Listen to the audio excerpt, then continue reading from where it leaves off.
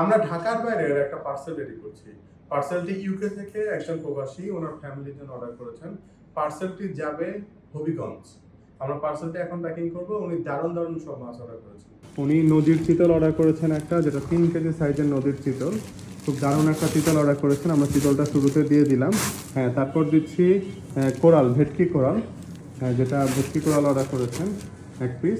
আর নিয়েছেন লোকাল ইলিশ, চাঁদপুরের লোকাল ইলিশ নিয়েছেন টোটাল 3 পিস।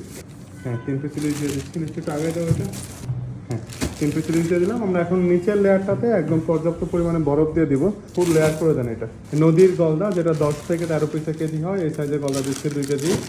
সামুদ্রিক রূপচাঁদা, যেটা 4 থেকে 5 পিসে কেজি হয়, এই সাইজের রূপচাঁদাটা যাচ্ছে 2 কেজি।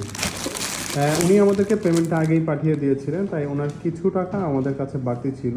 সেই বাড়তি টাকায় আমরা বাগদা চিংড়ি দিয়ে দিচ্ছি। টোটাল বাগদা চিংড়ি যাচ্ছে 180 গ্রাম।